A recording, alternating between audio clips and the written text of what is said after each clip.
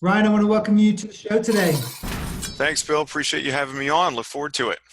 We've been trying to sync up on this for a while now. We finally made this happen.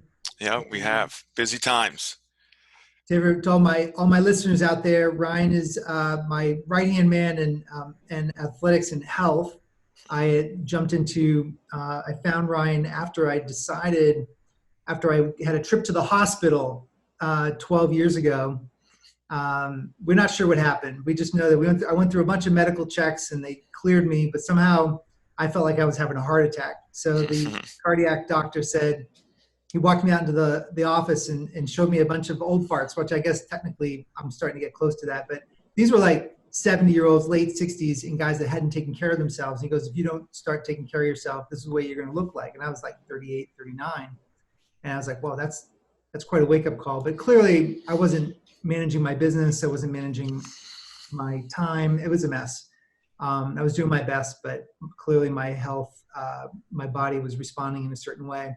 So things changed, 38, 39, 40. And then I got synced up with Ryan. I got synced up with you, I don't know, 5, Mhm. 6, 7 years ago. Yep, And that sounds right. yeah, got me on track and we've done a lot of cool things together. But so let's talk about it. We're in the middle of the corona. We're in the middle of the plague. We're in the middle of the contagion, hmm and we've got a we got a bunch of people at home now. And what are your thoughts on how people can be healthy in this kind of new normal that we're in? Yeah, well, I think we can look at it a number of different ways, right? It's a time to, one option is freak out and have anxiety, drive all of our decisions all day long, or our inaction, I should say, right? Or the other option is we have a ton of time, whether that's good or bad right now with your work situation or kids around the house. But why not take care of the variables in our life that we can control? There's a lot of stuff that we can't right now, whether it's financial, whether it's the upcoming health issues that are building this week and next week. We don't really know where that's going to go, but we can control our proactivity about our general health, right? And I think there are a lot of people out there this week, and I don't mean to sound harsh when I say this, but there are a lot of people out there right now that are probably feeling pretty bad about their lack of focus on health and fitness over the last 10, 15, 20 years, and it puts them at higher risk right now. Yeah, yeah. So maybe this is a wake-up call for a lot of our country, you know? Yeah, I Um, mean, I really think that. I mean, we've been talking about how to taking being some things that you can do that you can control mhm. versus things that are completely can't control. We just had a staff meeting today, and I was really counseling people not to look at the news too much because it spirals the brain into things that Mhm. we just cannot control. But I know a lot of my audience wants to use this as an opportunity. I've been talking a Yep. lot about playing offense with this situation, and can we take the next couple of weeks to really get dialed in on our health and where I think sometimes people are paralyzed not only by the situation around them but by their own, like, where do I start? And health Yep. is so individualized. How would someone begin to take action in a Yeah. positive way? I think that exercise, health, the fitness industry is very confusing. We make it way more confusing than it needs to be because we have all these different pieces that affect our decision making, right? We don't look at it through a clear lens all the time, right? It can be driven by ego. It can be driven by social. Um, I want to look at it black and white, right? And I think physiology first. So if we want, at the end of the day, our health changes when our physiology changes, right? And that changes when we give our body a stimulus to change, right?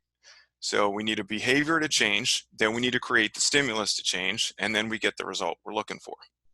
If we don't think that way and we just take action before we take the time to develop goals and strategies, which I'll get into in a minute, Yeah. then we're acting erratically, right, with our behavior, and there's no direction and So plan. basically, what you're saying is, if someone's like, they get super frustrated, this is their chance to take and just going out and banging out 5 push-ups, 30 sit-ups, and running around the block. hmm That's going to potentially could be a recipe for disaster if that's Yeah, your ambition is getting fat, getting not fat, but getting well again. yeah, yeah, exactly. Yeah, reducing fat. Yeah.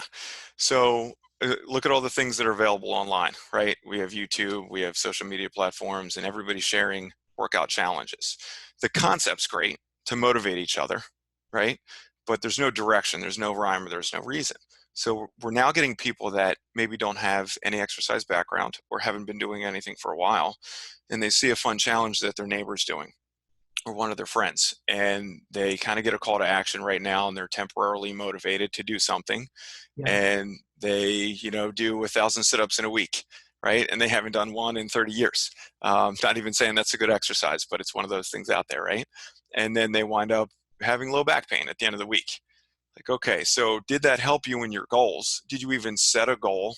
Did you think about whether your goals are reduce your blood pressure and cholesterol, improve your cardiovascular fitness? Sit-ups aren't doing any of those things. So why even take that challenge, right? So it's just frustrating to watch when you look at it from the analytical perspective. Yeah. So we kind of devalue fitness when we think of it that way with these irrational decisions. So I think the starting point is always set a goal. We have to know what we want or what we need. It could be something from your physician, right? If we're starting from square one and it's been a long time, go get some metrics. Where's your blood pressure? Where's your blood lipid profile? If you've been, stressed, like let's look at inflammatory markers. Let's look at cortisol. Like we can dive into all that kind of stuff, right? Or we can look at, if we've been into fitness, how are we going to elevate from where we are? Have we been in the same routine for the last 20 years?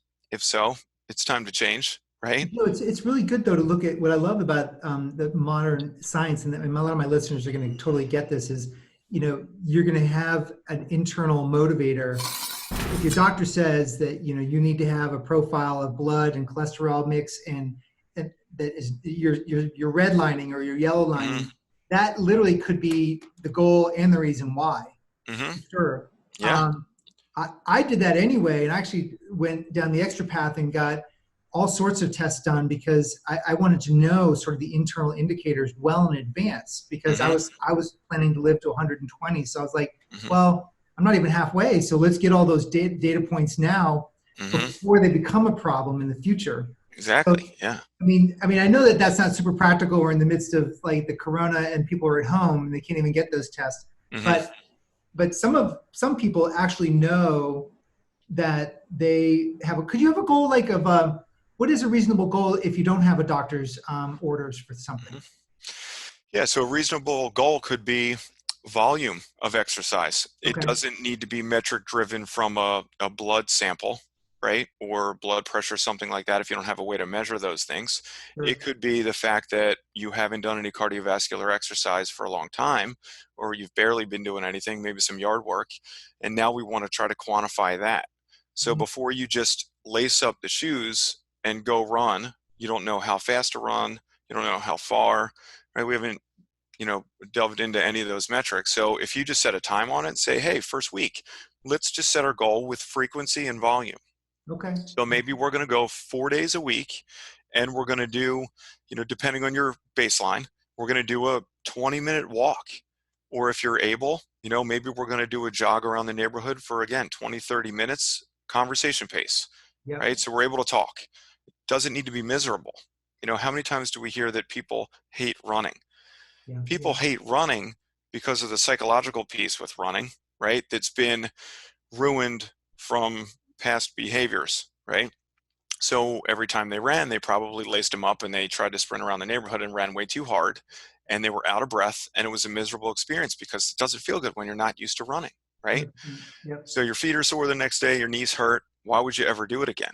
Well, the mistake you made was you didn't assess your baseline, right? You ran too far, you ran too fast. It was miserable, and you ruined it. So if I think people get frustrated with the way they used to be in high school and college. And they had some brief wins athletically, and they're just like, it's frustrating to see kind of where you're starting from. Sometimes I think maybe that gets frustrating for people. But what about building momentum? Like if of all the clients that you've worked with, how do you coach people to recognize the wins, like to recognize the small momentum? Because it might not seem a lot to their part of their brain thinks, well, why am I so like far behind? And instead of being like, okay, this is where I am, I need to build some stepping stones along the way. Great point. So that's why I'm a huge fan of the like analytical process, right, with exercise. So if you don't know where you are today, how can you evaluate progress tomorrow, Good right? point. Yep. So yeah, same thing in business, same thing in, you have to assess the current status and assess the problem if you're going to try to fix it.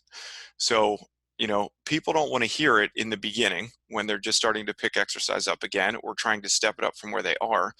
They want to hide their weaknesses, right? Mm, Nobody wants to put them out there in the forefront. I want them out there, right? I want to know where they are. I don't care where they are. It doesn't matter, right? We just want to see where to start so I can do a better job helping that person, but also so I can show them in 2 weeks and 4 weeks and 6 weeks and 8 weeks that they've made progress. So if you never, let's say weight was a goal, just to throw that out easy for conversation. If you don't weigh yourself or you don't do your body composition, then you have no idea if you've been successful or not in 2 to 3 weeks, except, trying to look in the mirror and does your shirt fit tight or not? It's harder, right? So yeah. same thing with strength, same thing with mobility. We were talking about a basic goal of just quantifying volume. So quantify volume. Are you Yeah. doing any cardiovascular exercise in the week? If it's 10 minutes in the whole week, great. So write that down somewhere. Yeah. And Yeah. then next week we're going to do 30.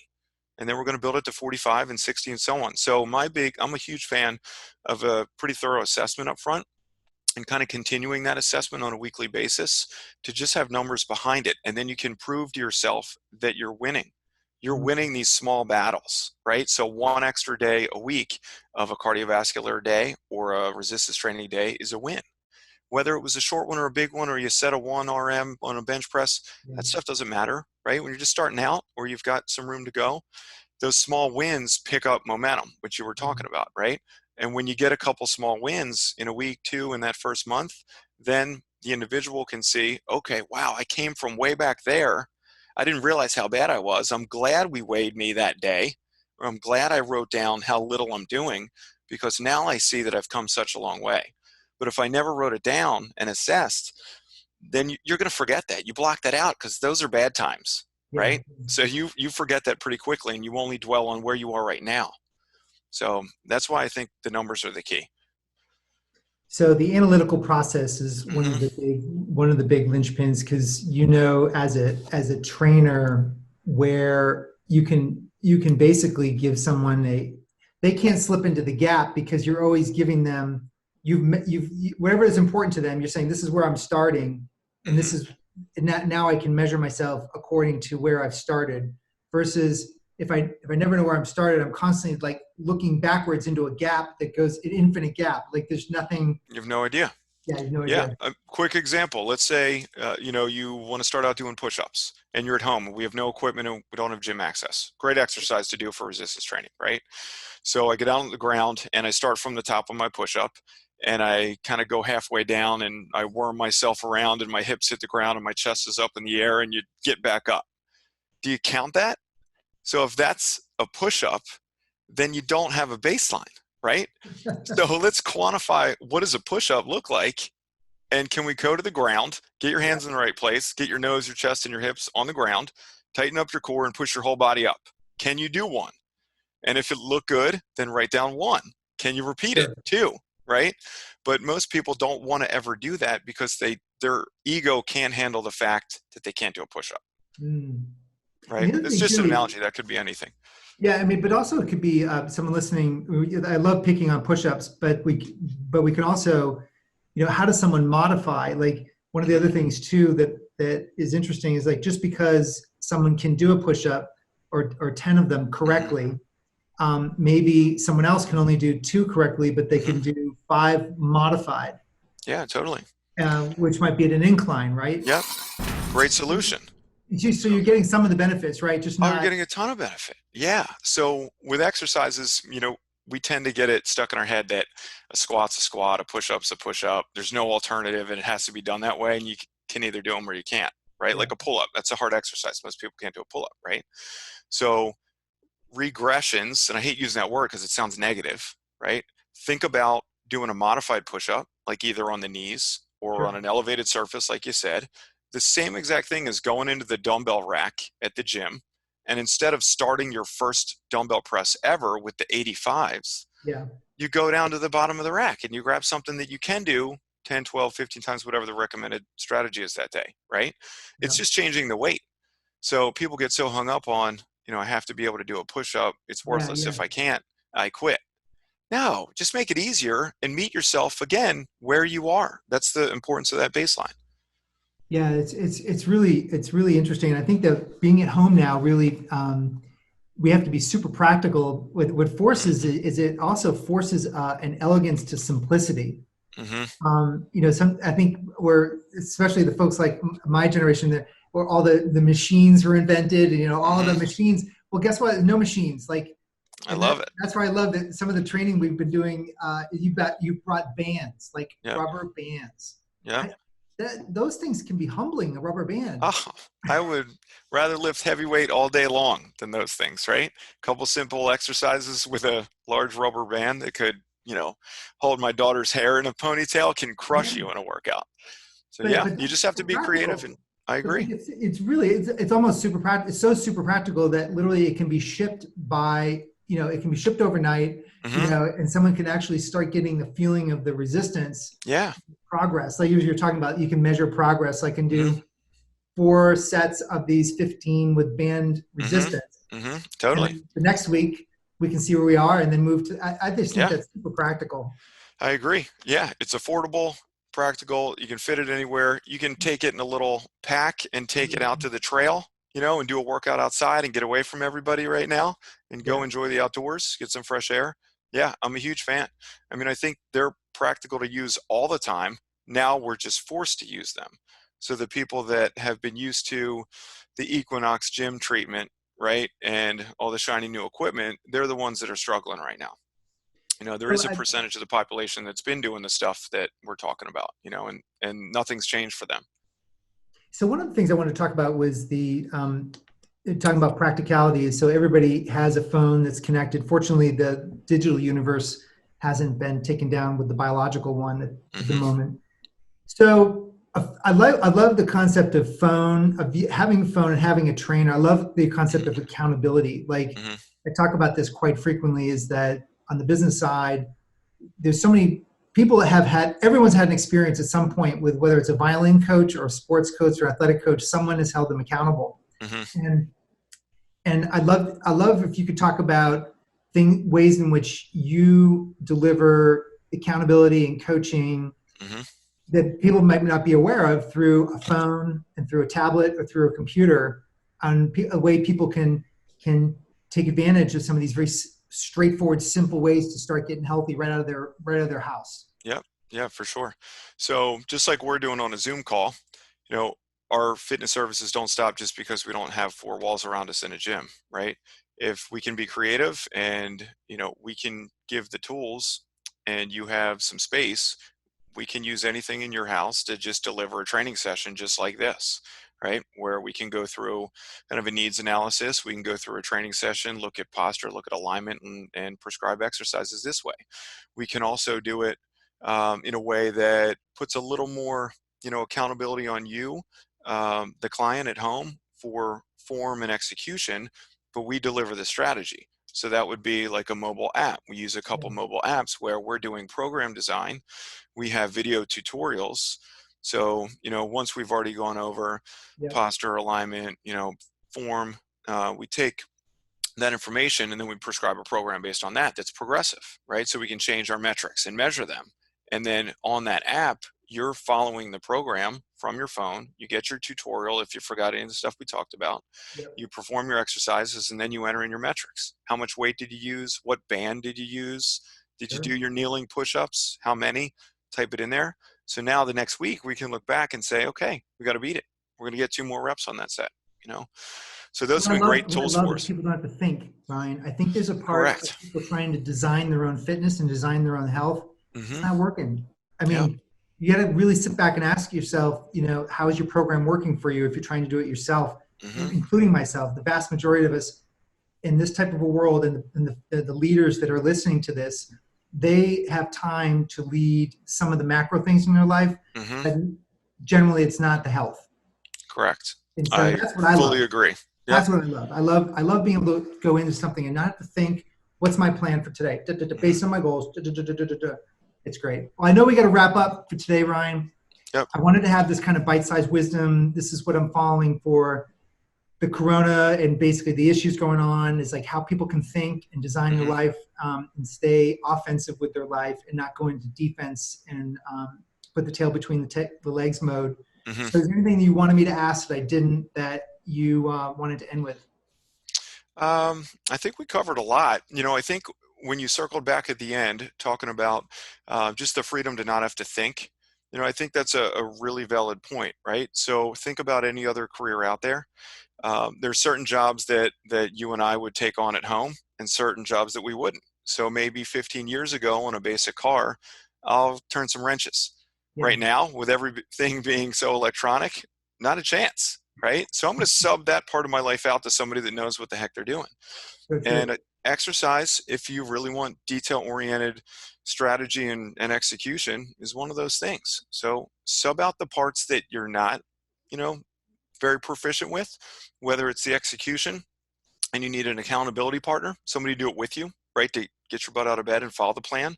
Or Yep, maybe you're great at that and you work really hard and you love working out, but your strategy just isn't in line with your goals. So maybe you need somebody to just set goals, develop a strategy, and then you go sweat by yourself and get it done. yep. It's assess your needs with exercise, just like you do at work. It's the same concept. So I think that was great how you circled back on that point. Cool. Well, those of you listening, there's going to be a link down below. If you want to reach out to Ryan, I highly encourage you to get connected with him. Geographically, it doesn't matter. He's fully set up to support you.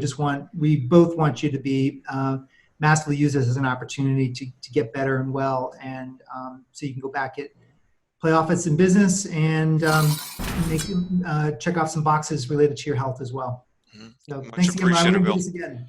Great. Look forward to it. Thanks so much for your time.